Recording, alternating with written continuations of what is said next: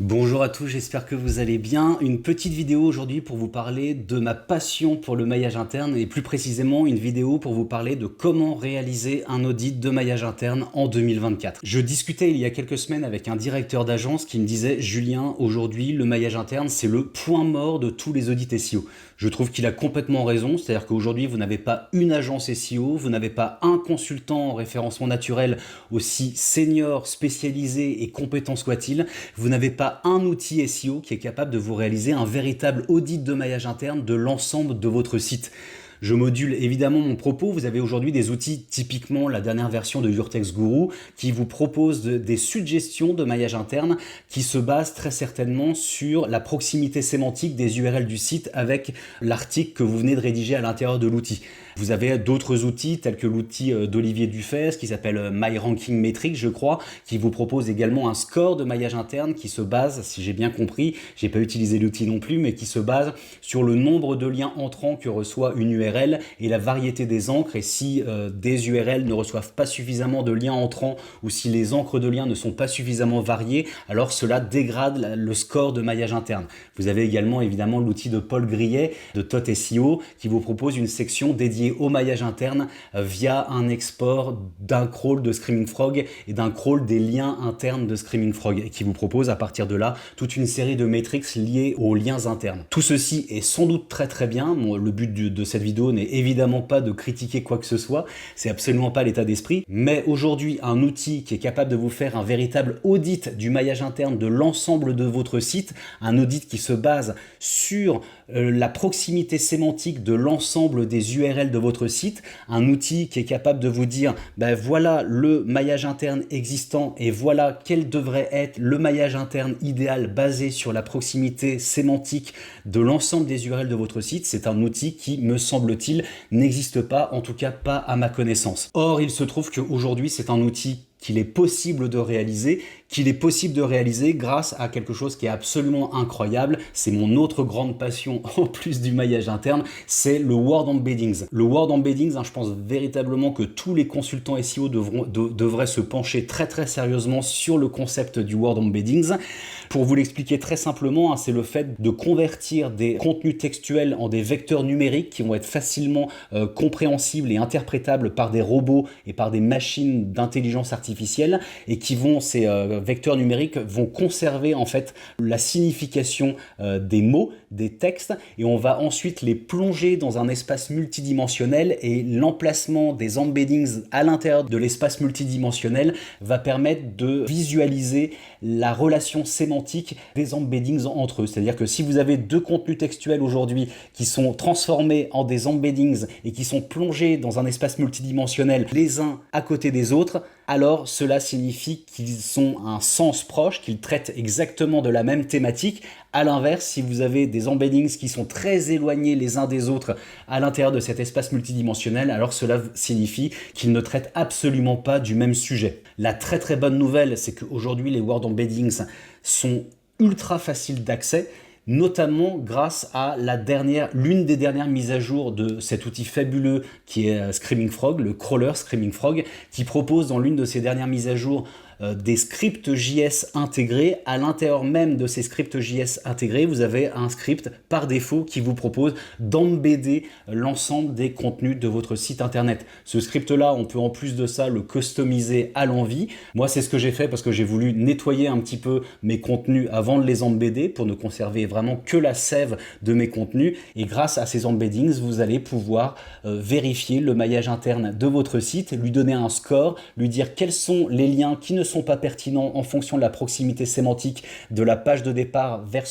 vers la page de destination, et quels sont les liens qui au contraire n'existent pas aujourd'hui mais qui devraient absolument exister du fait de la proximité sémantique de l'URL de départ avec l'URL de destination. Donc ce que je vous propose maintenant, c'est de passer sur l'écran pour vous montrer étape par étape comment j'ai réussi à réaliser l'audit de maillage interne de mon site basé sur la proximité sémantique de l'ensemble des pages de mon site. Alors avant de passer à l'audit de maillage interne proprement dit, je voudrais vous expliquer rapidement comment on réussit à calculer la proximité sémantique de deux URL qui ont été embeddées grâce au script JS de Screaming Frog. Pour calculer cette proximité sémantique, on va utiliser une fonction mathématique qui s'appelle la similarité cosinus. Imaginons que j'ai deux URL qui ont été embeddées et qui sont représentées sous la forme de flèches qui sont projetées dans l'espace.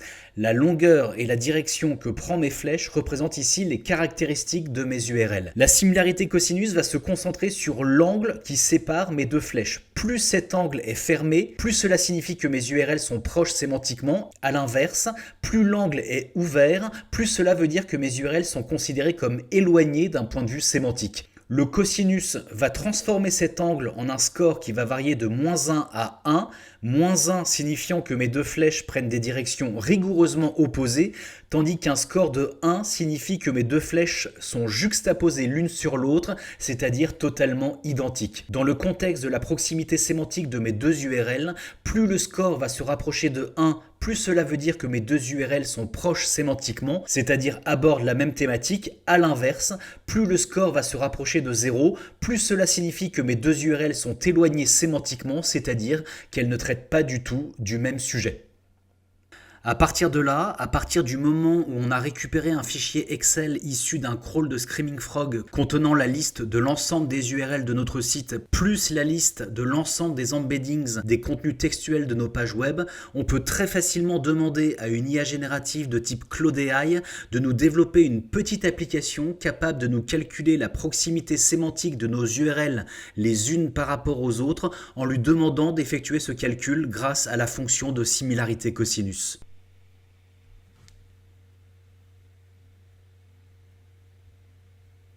Alors dans la réalité, ça m'a pris 3 prompts parce que l'IA m'a fait deux, trois petites erreurs, 2 ou 3 petites imprécisions, mais à la fin, je me retrouve avec cette petite application qui fait peut-être une petite trentaine ou quarantaine de lignes de code. Je prends mon fameux fichier Excel contenant la liste de mes URL et mes embeddings. Je choisis la colonne de mes URL, la colonne de mes embeddings et je lui demande de me calculer la proximité sémantique de l'ensemble de mes URL. Il m'a fait ça en moins de 3 secondes, bon, c'est absolument hallucinant. Et puis j'ai même demandé à Claude AI de me créer un petit filtre qui va me permettre de pouvoir choisir une URL spécifique pour connaître un petit peu quelles sont les URL qui sont les plus proches sémantiquement de cette URL filtrée. J'ai donc choisi ma page dédiée au maillage interne et vous avez le tableau en dessous qui classe par ordre décroissant de leur proximité sémantique l'ensemble des URL par rapport à ma page dédié au maillage interne. Donc tout ceci est vraiment très bien, mais c'est quand même vraiment minimaliste puisque en l'état actuel des choses, je n'ai pas connaissance de mon maillage interne existant, je ne connais pas les encres de liens sur mon site, je ne sais pas quelles sont les pages qui sont maillées entre elles. Donc on peut faire beaucoup mieux que ça, mais déjà rien que ça vous permet quand même d'obtenir en quelques instants le score de proximité sémantique de chacune de vos URL. Donc ce que je vous propose maintenant, c'est de nous rendre dans mon autre application qui va me permettre de réaliser ce fameux audit de maillage interne en obtenant un score de mon maillage interne existant et en obtenant toute une série de recommandations afin d'obtenir mon fameux maillage interne idéal. Je vais donc uploader le fichier Excel issu de Screaming Frog avec mes scripts JS personnalisés dans mon application. Voilà, je vais déterminer quelles sont les feuilles et les colonnes que doit prendre en compte mon application. Les liens internes, les embeddings, les encres de liens. Je vais déterminer un nombre minimum de liens que doit recevoir une URL de destination afin de calculer un score de maillage interne pour mon site et pour chacune de mes URL. Ce score-là, il va donc se baser sur ce nombre minimum de liens que je vais définir. Je vais laisser par défaut 5. Je vais cliquer sur valider. Et donc mon application, elle va à partir de là, si tout se passe bien évidemment, déterminer un score de maillage interne pour l'ensemble de mon site et ensuite je vais pouvoir appliquer toute une série de filtres pour pouvoir pour chacune de mes URL, déterminer un score de maillage interne, déterminer quel est le maillage interne existant, quels sont les liens que je dois retirer, quels sont les liens que je dois ajouter pour chacune de mes URL afin d'avoir un maillage interne absolument parfait, un maillage interne aux petits oignons. Et une fois que mon application a fini de calculer, de faire tous ces calculs, elle va pouvoir identifier en fait pour chacune des URL de mon site le nombre de liens existants, le nombre de liens à conserver en fait en fonction de la proximité sémantique de chacune de mes pages, le nombre de liens à retirer, le nombre de liens à remplacer pour pouvoir atteindre à chaque fois ce minimum de 5 liens minimum. Mais évidemment, si une URL elle a aujourd'hui 15 liens qui pointent vers elle, elle va pas n'en conserver que 5, elle va conserver les 15 liens. Mais à minimum, si une URL n'a que 3 liens, elle va en ajouter plusieurs. Ici, vous allez avoir donc ce fameux score moyen de maillage interne sur une base encore une fois de 5 URL entrantes minimum. Mon site actuellement, il a un score de 43 sur 100. Elle a déterminé qu'il y avait 33,5% des liens existants qui devaient être remplacés ou ajoutés. Et puis donc vous allez pouvoir ensuite filtrer par URL pour avoir le score moyen de maillage interne d'une URL spécifique avec quels sont les liens qui sont à retirer, quels sont les liens qui sont à ajouter basés sur la proximité sémantique de toutes les pages de mon site. Je choisis mon URL qui parle de maillage interne et mon application lui attribue un score de 58,3% avec 41,7% des liens existants qui sont à remplacer ou à ajouter. Vous avez le nombre de liens qu'elle reçoit, elle en a 12. Il y en a 5 sur les 12 qui sont à remplacer selon mon application. Elle vous explique que, par exemple, aujourd'hui, vous avez cette URL là qui fait un lien vers mon URL donc de destination maillage interne qui pourrait être remplacée parce que sa proximité sémantique est en fait pas assez forte par rapport à d'autres pages de mon site. Et ici vous avez toutes les URL qui ont un score de proximité qui est meilleur. Vous voyez que par exemple cette URL là, mon application vous conseille de faire un lien vers ma page de destination maillage interne parce qu'elle a une très forte proximité sémantique. Et vous avez donc ici l'ensemble des encres de liens de chacune des pages qui font un lien vers ma page maillage interne. Vous avez ici l'ensemble des requêtes sur lesquelles ma page maillage interne est positionnée.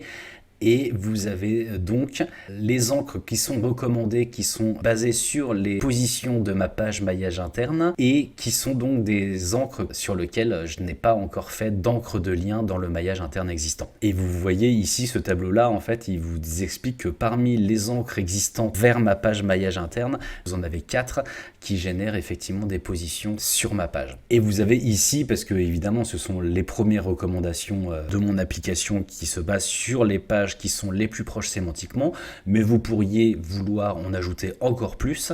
Et ici, vous avez en fait l'ensemble des pages de mon site qui sont classées par ordre décroissant de leur proximité sémantique vers ma page de destination et qui ne font actuellement pas de lien. Donc on pourrait aussi se dire que tiens, cette page-là, c'est pas mal, cette page-là aussi, c'est pas mal, cette page-là, c'est pas mal aussi. Enfin, vous avez à chaque fois toutes les recommandations de maillage interne basées sur la proximité sémantique de l'ensemble de mes pages.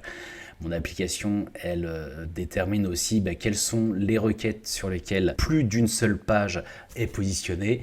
On peut voir que par exemple podcast SEO, il y a 3 pages différentes qui sont positionnées. C'est peut-être des choses sur lesquelles il faudrait que je réfléchisse. Et vous avez aussi toutes les pages qui font aujourd'hui plus d'un lien vers la même page aussi, ce qui est toujours un petit peu problématique. Et ici, ce tableau-là vous détermine en fait quelles sont les URL qui font des liens vers au moins 2 pages différentes, mais avec la même encre de lien. Évidemment, c'est pas une bonne manière de faire parce que ça signifie un peu pour Google que tiens, il y a 2 pages différentes qui ciblent le même mot-clé. Donc ça, c'est aussi des problèmes que je pourrais régler assez facilement grâce à ce tableau-là. Et puis ici, vous avez le tableau de toute la variété des encres de lien pour déterminer un petit peu quelles sont les pages qui reçoivent trop d'encre de liens identiques alors que une bonne pratique pour augmenter la couverture de mots-clés d'une page ou d'un site dans son ensemble, c'est de varier un petit peu les encres de liens. Et puis vous avez un tableau assez classique sur le PageRank de chacune de mes pages. Alors face aux recommandations que vous fait mon application, vous pourriez avoir deux réactions différentes. La première qui consiste à dire ok, pas de souci, je vais faire exactement ce que me dit l'outil et je vais retirer tel lien de cette page-là qui m'aille vers telle URL de destination. Mais vous pourriez aussi très bien me dire, Julien, il en est hors de question, je tiens absolument à ce que cette page A fasse un lien vers cette page B, malgré ce que me dit votre outil. Et ce à quoi je vous répondrai, mais évidemment, il n'y a aucun souci, je comprends parfaitement vos problématiques business, mais dans ce cas-là, pour bien faire les choses, moi ce que je vous conseillerais, c'est d'augmenter la proximité sémantique de la page A vers la page B pour augmenter donc les chances que le lien soit parfaitement pris en compte et transmette le maximum de jus de la page A vers la page B. Mais on pourrait aussi aller plus loin et se dire bah c'est très bien, super, les recommandations c'est super, je vais effectivement faire un lien de la page dédiée au passage ranking vers la page dédiée au maillage interne, ça c'est super, mais où placer le lien? Eh bien là, ça aussi c'est quelque chose qu'on peut complètement faire. Je vous propose de vous rendre sur cette autre petite application.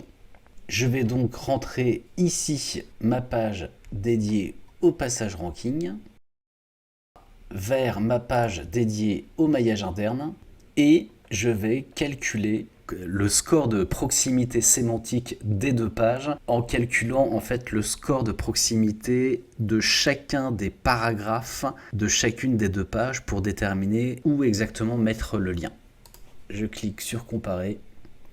Voilà, et mon application a donc déterminé quel était le meilleur des paragraphes pour mailler le contenu A vers le contenu B, et éventuellement le contenu B vers le contenu A, et en fait va analyser la proximité sémantique de chacun des paragraphes du contenu A avec l'ensemble du contenu B.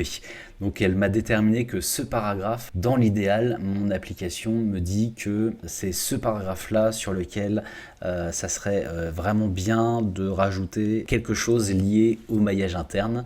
Et éventuellement, si on n'est pas d'accord, eh bien, pour chacun des paragraphes, il me détermine le classement en fait de la proximité sémantique avec le contenu B. Plus c'est foncé et plus ça veut dire que c'est proche sémantiquement. Et troisième chose, on pourrait aussi déterminer un nouveau contenu. Eh bien, le nouveau contenu, j'aimerais avoir des recommandations pour savoir quelles sont les pages qui sont les plus proches sémantiquement de mon nouveau contenu. Et dans ce cas-là, puisqu'on a déjà tous les embeddings de mon site dans un fichier Excel, je vous propose de passer dans cette troisième petite application. Je vais uploader une nouvelle fois mon fichier Excel qui contient l'ensemble des embeddings de mon application. Il se trouve ici. Je vais déterminer la colonne des embeddings, la colonne des adresses URL de mon site. Je vais rentrer un contenu fictif qui est en fait une tentative du script de cette vidéo. Voilà, je rentre ma clé d'API OpenAI. Je peux aussi exclure certaines URL de mon site pour qu'elles ne me fassent pas de propositions, de recommandations de maillage interne par rapport à ces URL-là. Donc typiquement, là, je vais tout simplement exclure la page d'accueil de mon site. Et puis, je lui demande de me sortir les 5 URL les plus pertinentes pour que mon nouveau contenu fasse des liens vers ces 5 URL-là. Donc par bonheur, il me propose de faire un lien vers ma page dédiée au maillage interne, ce qui semble relativement cohérent, et il me trouve à l'intérieur de mon nouveau contenu quel est le paragraphe en fait le plus pertinent pour faire un lien vers ma page de destination.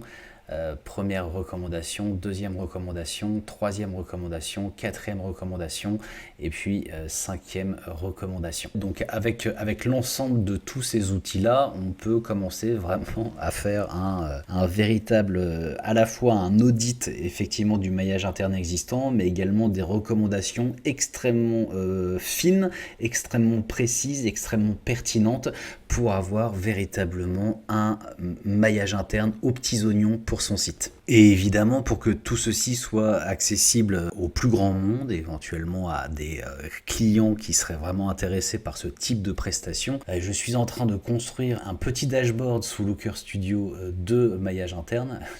Un petit dashboard sur lequel il va falloir que je bosse un petit peu parce qu'il est au niveau design, j'ai deux trois petits problèmes, mais c'est grosso modo la même chose. Vous avez le score de maillage interne existant avec la similarité moyenne actuelle du maillage interne et celle qu'on pourrait atteindre si toutes les pages les plus proches sémantiquement étaient maillées entre elles, le nombre de liens à remplacer, le nombre de liens entrants avec le petit tableau qui va bien, les liens à retirer, les liens à ajouter, les encres de liens existantes et les requêtes sur lesquelles les pages se positionnent, et puis les performances de mon site.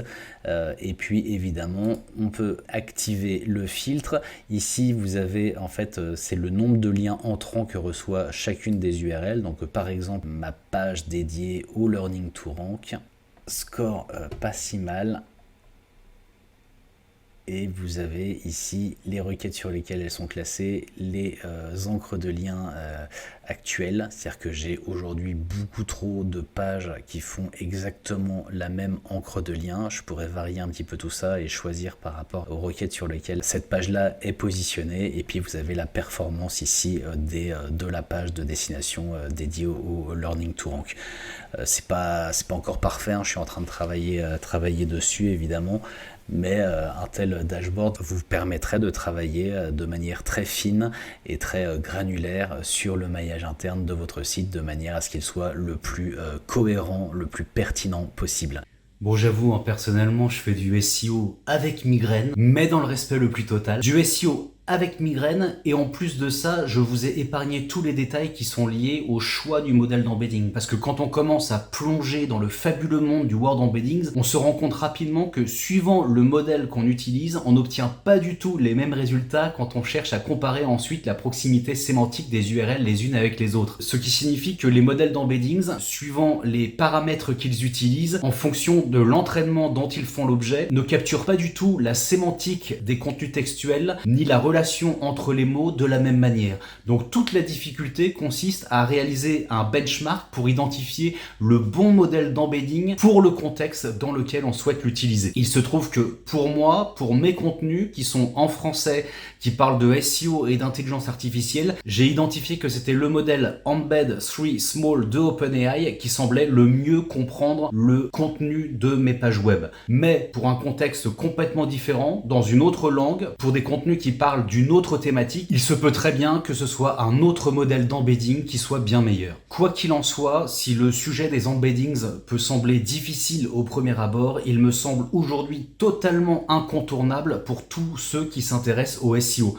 Pourquoi ? Parce que c'est précisément de cette manière-là que Google va pouvoir comprendre à l'échelle les contenus web, de quel sujet il parle, dans quelle thématique les classer, et pour pouvoir identifier en un temps record si un contenu est pertinent pour une requête tapée par l'utilisateur dans la barre de recherche. Il se trouve que les requêtes, tout comme les pages web, sont vectorisées et plongées dans un espace multidimensionnel afin de savoir quels sont les contenus qui répondent le mieux, autrement dit qui sont les plus proches sémantiquement du besoin utilisateur formulé sous la forme d'une requête. On a vu également dans le leak du 28 mai 2024 des documents issus de l'API de l'algorithme de classement de Google que le moteur de recherche semble classer en 3 catégories différentes les liens, qu'ils soient internes ou externes. Vous avez la catégorie High Level, Medium Level et Low Level. Et il semblerait que seuls les liens qui sont classés dans la catégorie High Level sont véritablement pris en compte par Google et transmettent un maximum de jus de liens, tandis que les autres liens seraient tout simplement ignorés par Google. Or, il est fort possible qu'un lien soit considéré comme de grande qualité par Google parce qu'il est placé sur une page qui est elle-même de grande qualité, au bon endroit dans la page, parfaitement contextualisé, et qu'il mène vers une page qui est parfaitement pertinente, c'est-à-dire proche sémantiquement de la page d'origine. En d'autres termes, il est possible qu'améliorer la qualité de votre maillage interne en supprimant tout ce qui est hors contexte et en ne laissant que ce qui est vraiment pertinent contribue à améliorer la qualité globale de votre site aux yeux de Google.